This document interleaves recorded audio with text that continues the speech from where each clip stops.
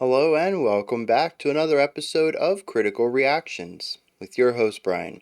We're going to continue on this week with critical acclaim, looking at albums that are just universally praised. We're going to be looking at Godspeed You, Black Emperor, today with Lift Your Skinny Fists to the Sky Like Tiny Antennas or something along those lines.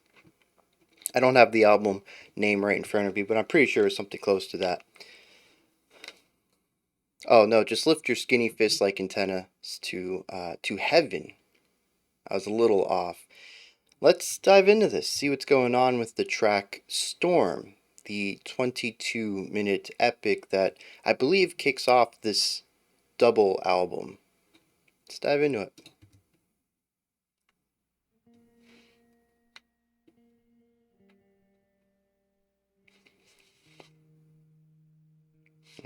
As you can see with the volume, it has started. It just kind of isn't doing anything yet.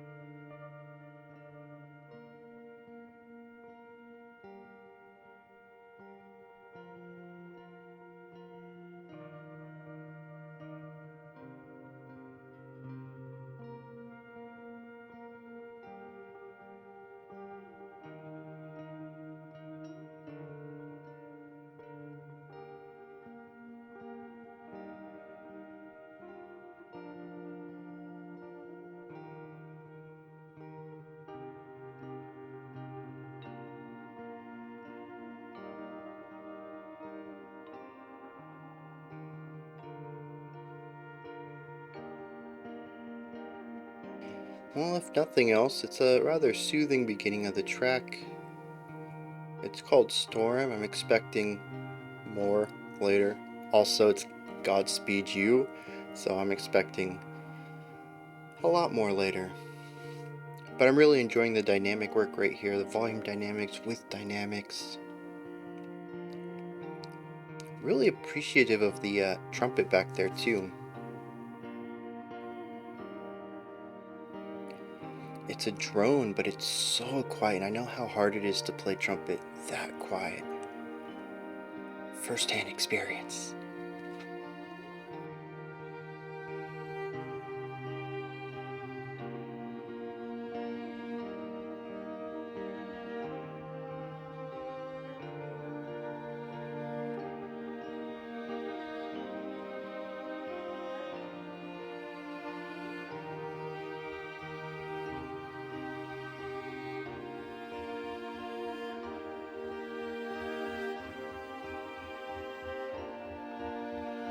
Beautiful swells on our strings, but also just the patience of this build-up entirely is really well done.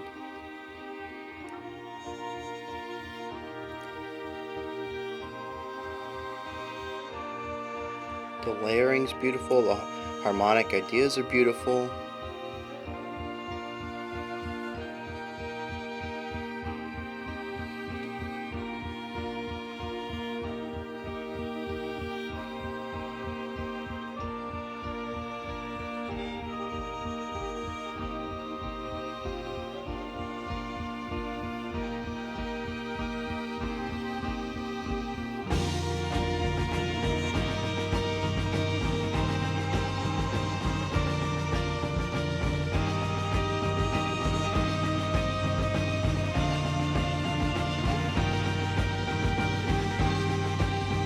Very clear 3/4.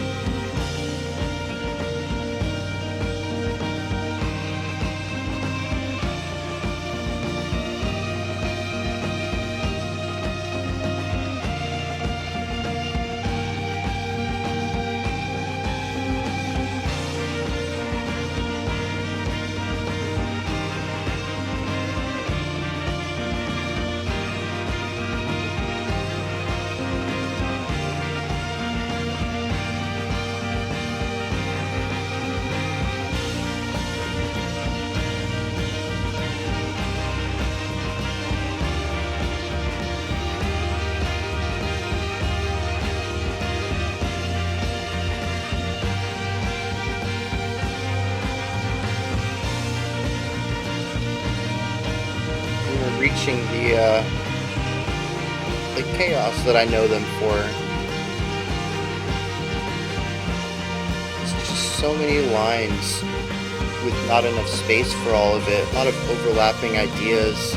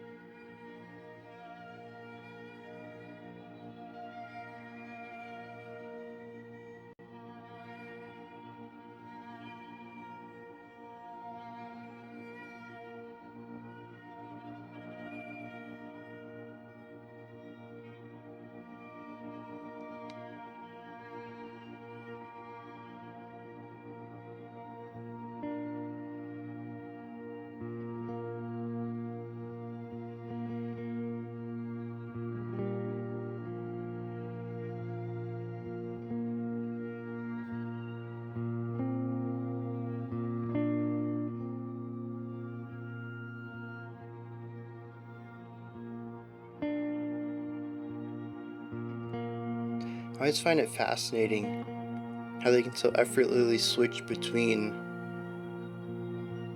cyclical forward momentum, if that makes any sense, like our last section, to just sort of this meandering.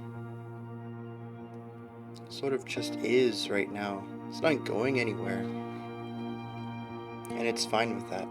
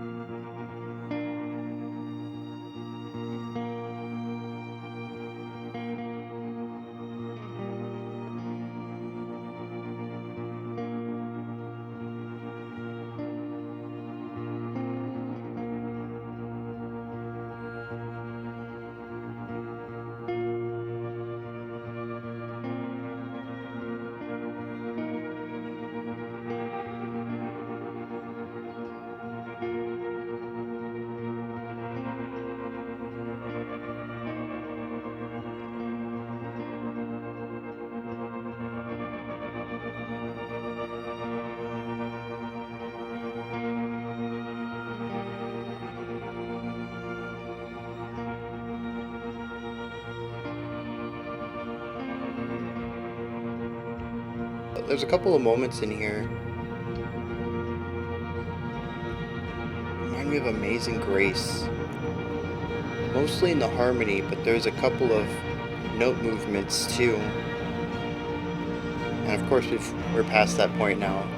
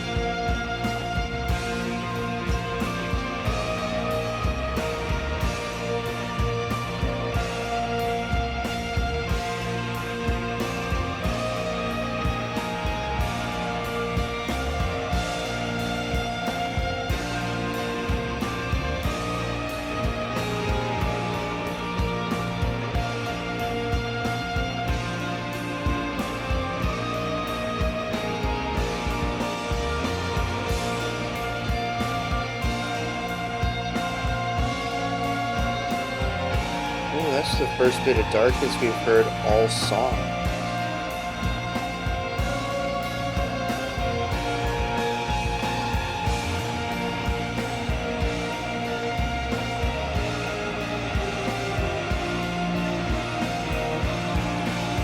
The screeching of a dissonant electric guitar is an interesting touch here.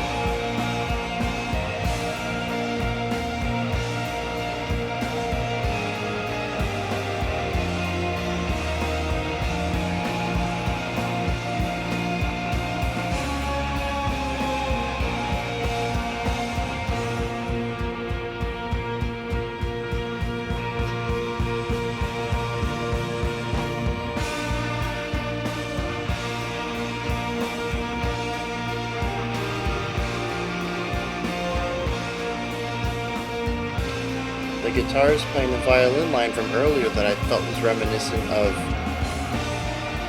Amazing Grace.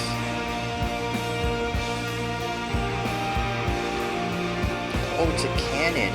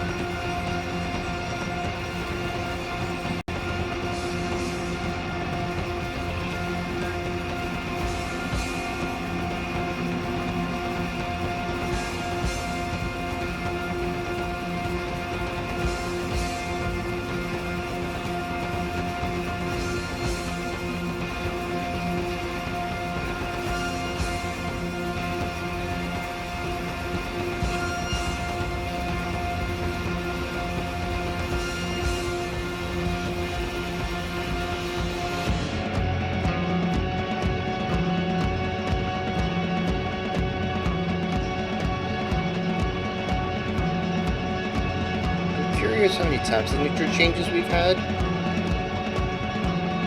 A lot of the middle of this track has been chaotic. Difficult to pin down what much of happening anywhere. But we certainly started in 3. The last section was 4, and we're back to a 3.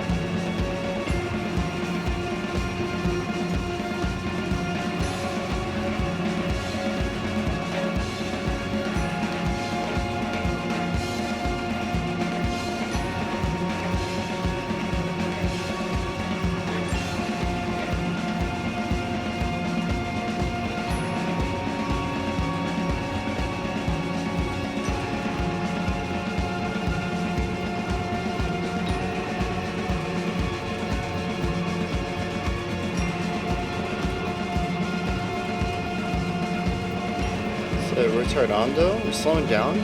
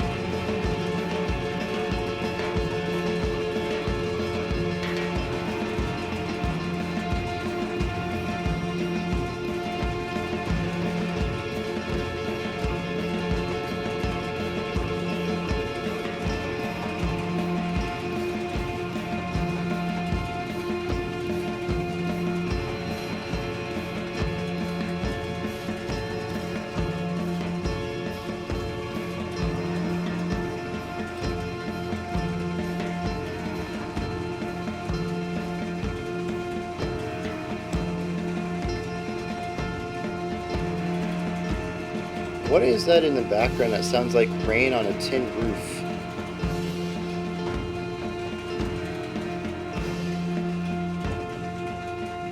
I think it's too.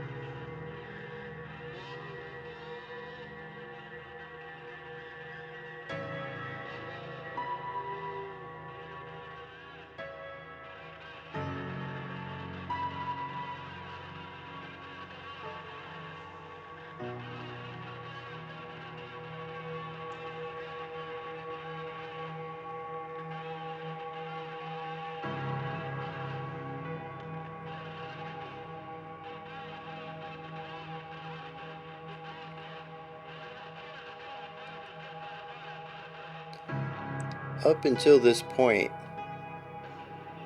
I thought this was a song about a storm. A literal one, a rainstorm. But I think it's more metaphorical than that now. This entire final 4.5 minutes is changing the context of it, and I'm not sure exactly to what. But it feels less about a thunderstorm now.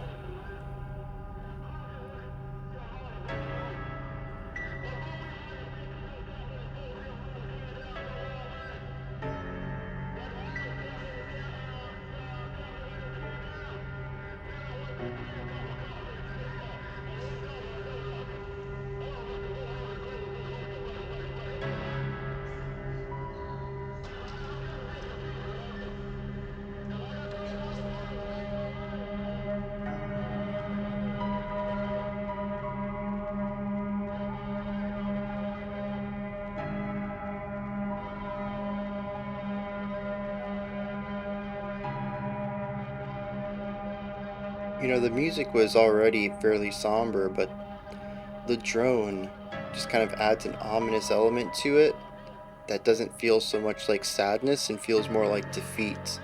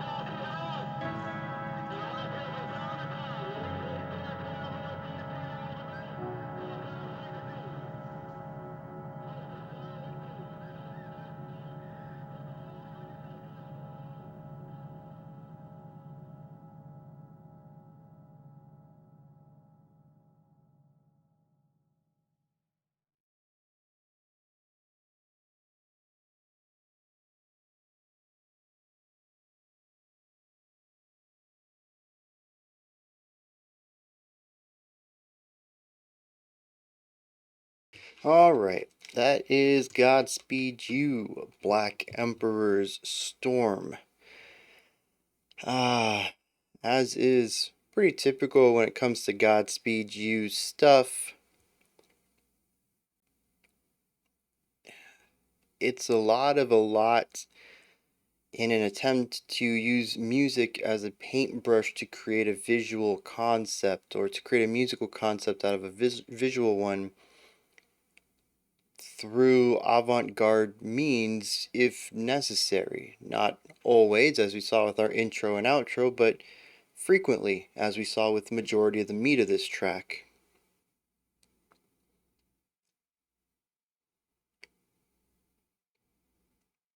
I still find this band to be just a bit much.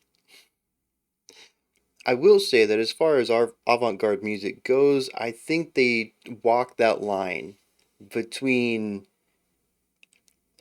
raw experimentation and palatability. And I think that's what's led to their critical acclaim. They're a band that, at least within this community, are sort of revered by many people. And it's something I see with other music critics as well. Um, well, and even fans alike, if looking at Rate Your Music, this is definitely something that would be at the top of its year and possibly even the top of its decade on Rate Your Music's user ratings. But it's still a style I don't gel well with. I can appreciate it on a purely artistic level. I think it's fascinating what they do. But this song has not changed my opinion on them regarding if it's something that I would want to listen to on my own. And knowing that I just listened to a quarter of the album, there is literally one side or one song per side double album release. It's four songs, four sides. That doesn't really make me want to check out more either, since it's it's a fine track. They do what they do well. It just doesn't click with me. But like I said, I understand what they're doing on an artistic level. I completely understand why people are fascinated by them and why they're as popular within their realm as they are. I don't think I would be able to walk up to anybody on the streets and say, "Hey, have you ever heard of Godspeed You, Black Emperor?" I don't think many would say yes, but I think within the right communities, they're fairly big. But it's just not for me. So, with the subjective bit aside and kind of talking a little bit about why they probably have the acclaim that they do, let's dig into what they're doing.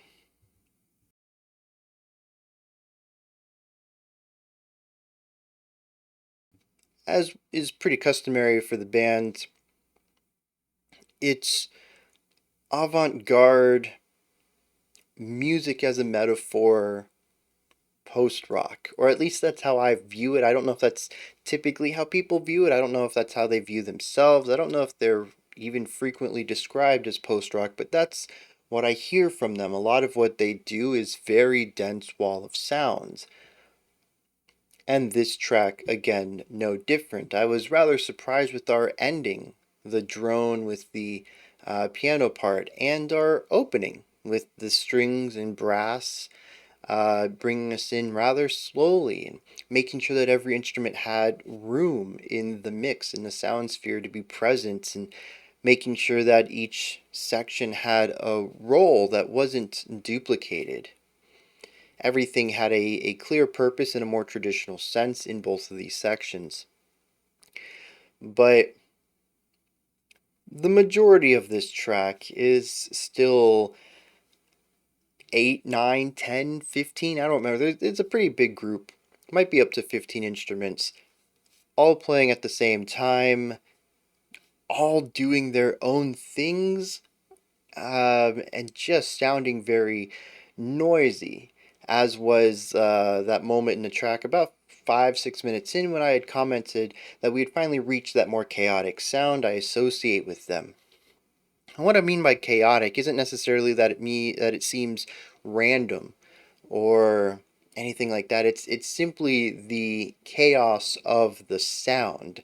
There is so much happening at any given time, and the production gives fairly equal weight to everything, that there is no clear point to what your ear should be listening to. There's no easy way to ignore or discard anything else, and it's very overwhelming. And to their credit, I mean, this is typically what they go for. It's not a bad thing at all for their style and even for this song. What I suppose the themes are, which we'll explore later. I think the fact that everything is mixed the way it is and performed the way it is and layered the way it is all quite intentional for a specific intended effect, and maybe the overwhelmingness of it is the intention. I don't enjoy it though. It is musical auditory overload. And I think the intended way to listen to this is a post rock wall of sound. Just take everything in as a singular sound and let it wash over you, fall into that trance, I think is what people do when they listen to this. This doesn't feel like trance music to me at all. This is just anxiety driving. But I do think people find a meditative state with their music. It baffles me, but it also intrigues me because, like I said, to me, it's just tension and anxiety constantly. It is a draining listen for me. I think everything I've heard from them has just it's a draining experience. It is the exact opposite of calming to me. I don't get it, but I would like to get it. If nothing else, then just coming to an understanding of it. Because, like I said, I don't think I'm going to come around to it to a point where I can fall into a trance with it or a meditative component. But I would like to know how people do that, what they listen to, how it affects them. Because to my ears just don't work that way. I don't know if they can work that way. Maybe it's a mind thing, a brain thing. I don't know. The other way, though, is how I listen to it, which is trying to find all the individual components. And even in a more casual listen, it's the production, the mix just doesn't lend itself towards a collective sound. Like I mentioned, everything is equally powerful and present in the mix. All of this noise is coming at me not as a wall, but as a tower of individual components. And yeah, it's just like it's sensory overload. It really is. And so it works for the concept, not music I like to listen to.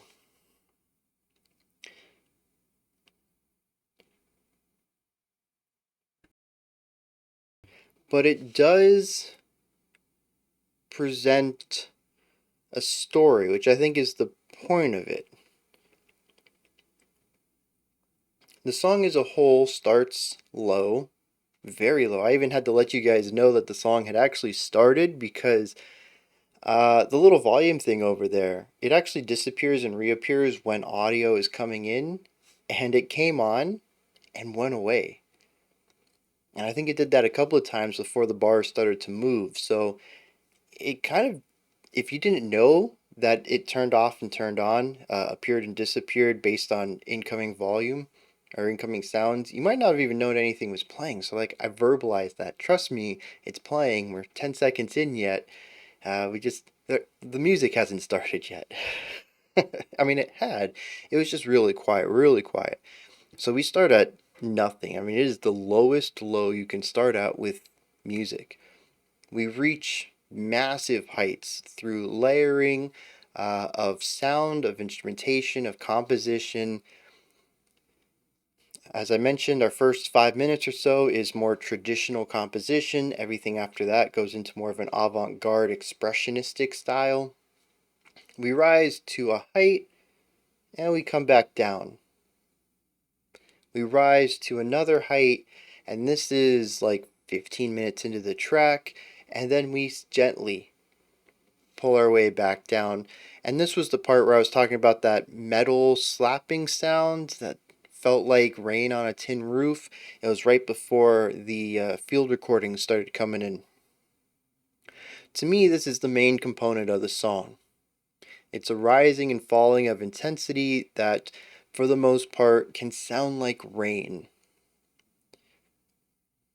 It is what feels the most expressionist throughout it and fully encapsulates the intensity and chaos and entropy of a rainstorm.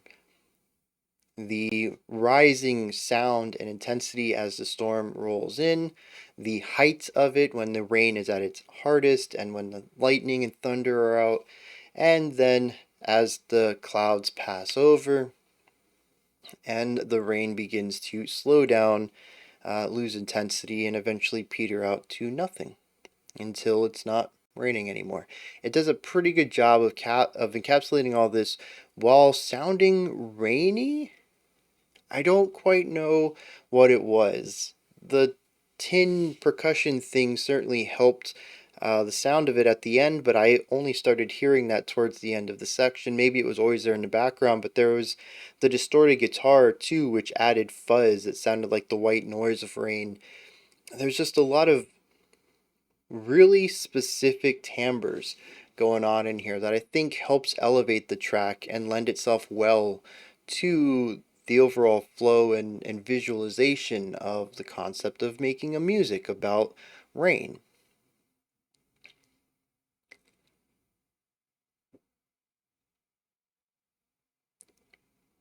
But as I mentioned at the end of the track, we have an interesting outro. If they had stopped the song at the 19-minute mark, I think it was, give or take, 17-minute mark, I think that would have been a fine song. But they didn't.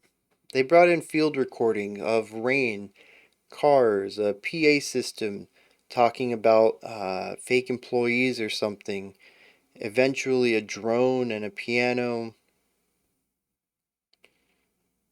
and then a very somber feeling of defeat in the drone and piano. The PA system overridden by some person talking into a megaphone.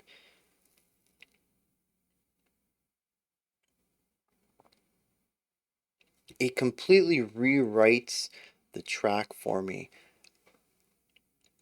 I think it is still on the surface about a rainstorm, but metaphorically, what is that rainstorm? I think is the question that comes to my mind.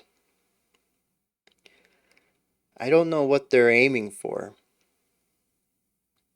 but I do think that they are trying to elevate this to another level. I don't quite know what that is.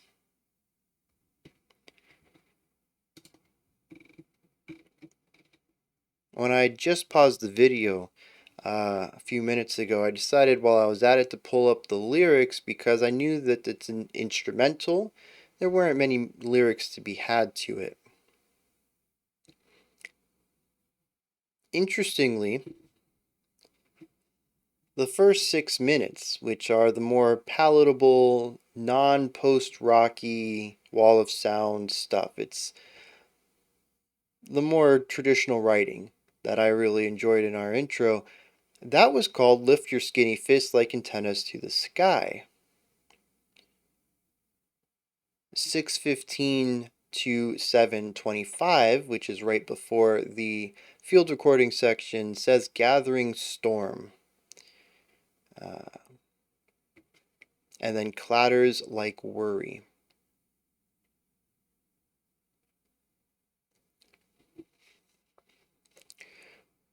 Part 3 is called Welcome to Arco AM/PM,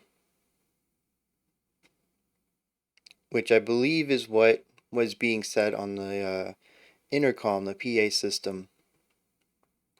And I got a pretty good read off of this one. It says we'd like to advise our customers any individual who offers to pump gas, wash windows, or solicit products is not employed or associated with this facility. We discourage any contact with them and ask you to report any problems to uniformed personnel inside. Thanks for shopping and have a pleasant day.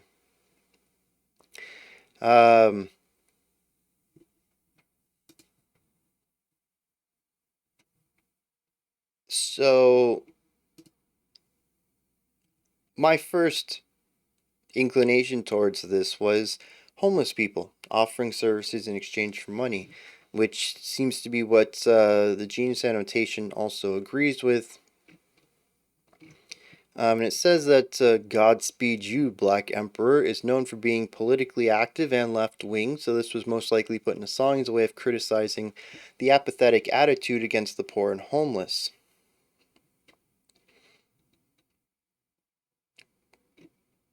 After this, though, what I felt was a natural movement into the next section is actually a completely different part called Cancer Towers on Holy Road Highway.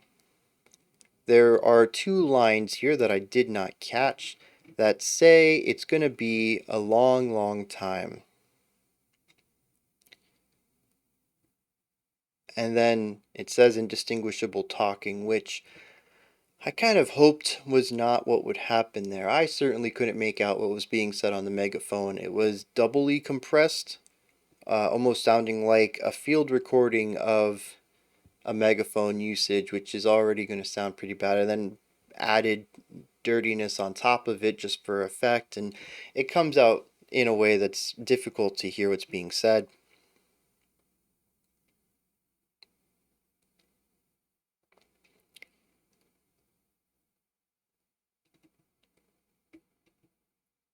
I don't know what to make of it. It's not a really strong notion here on Genius either.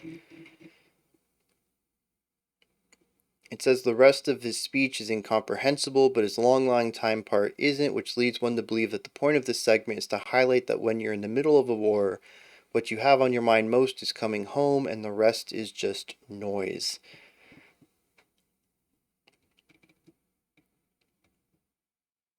Now, I don't know specifically where war comes up.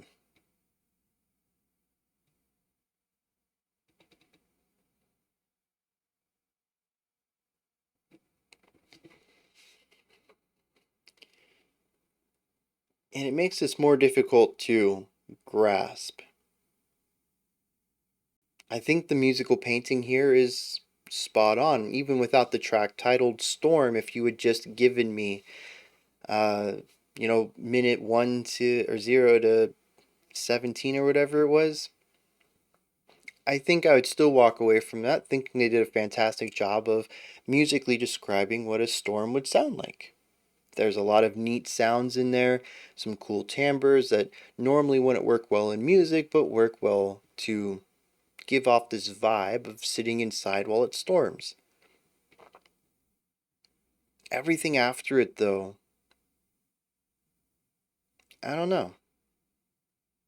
Like I said earlier, I think they're trying to do something else, to correlate the storm to something and apply a metaphorical layer to the track, but it's just a bit too cryptic for me.